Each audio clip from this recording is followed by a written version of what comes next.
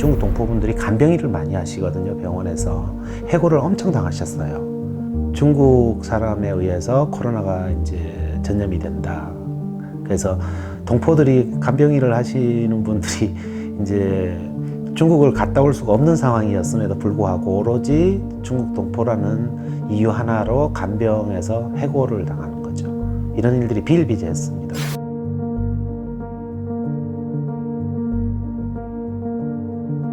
공적 마스크를 보급하는데 이주민들은 구매 자체가 아예 불가능했었죠. 주민등록증이 없으니까. 방역이라는 거는 국적을 가진 사람과 국적을 가지지 않는 사람을 분리해서 방역이 성공할 수가 없죠. 근데 그분들 같은 경우에는 실질적으로 마스크 대란 당시에 마스크 하나에 뭐 7,000원, 8,000원 주고 사야 했었고요. 그것도 공적 마스크로 다 가져갔으니까 일반 시중에서 구매하는 데를 찾기가 상당히 어려웠죠. 그러니까 이거는 공공기관이 드러내놓고 적나라하게 그냥 인권차별을 했다라고 보여지는 거고요.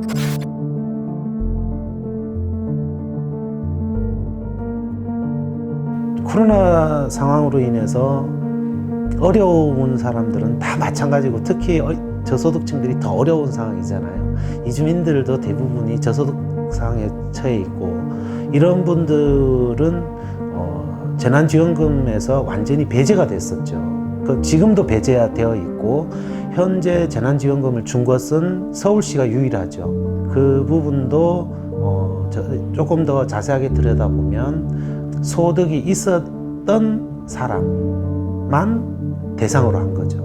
과연 그러면 이 재난 상황에서 어려운 사람은 소득이 있었던 사람일까요? 아니잖아요. 소득이 없었던 사람, 소득이 없는 사람이 더 어려운데, 그러니까 이주민들 중에 가장 어려운 분들은 재난지원금을 구경도 못했다라는 사실이죠. 이런 제도적인 차별로 인해서 이분들은 어려운 상황에 더 어려움을 겪을 수밖에 없는 상황이었다. 이렇게 보시면 될 것 같습니다.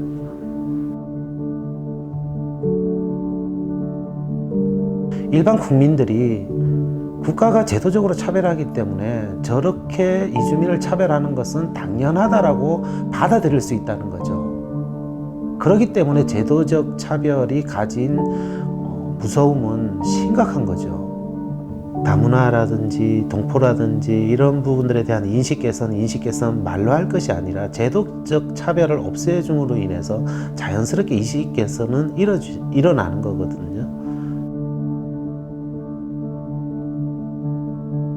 저는 지금의 이주민 사회에 대한 차별이 맥락 없이 일어난 일이라고 생각하진 않아요. 예전에 영화나 이런 데에서 보면은 깡패들이나 이런 역할들은 다 전라도 사람이 했었고요. 그게 어느 정도 갔을 때는 또 경상도 사람이 했다가 어느 정도에서는 중국 동포들이 또 그 역할을 하고 있고, 사회에서 힘이 없는 사람들을 늘 우리는 차별해왔던 역사를 가지고 있는 것이죠. 그 부분을 누군가가 또 대신 하겠죠.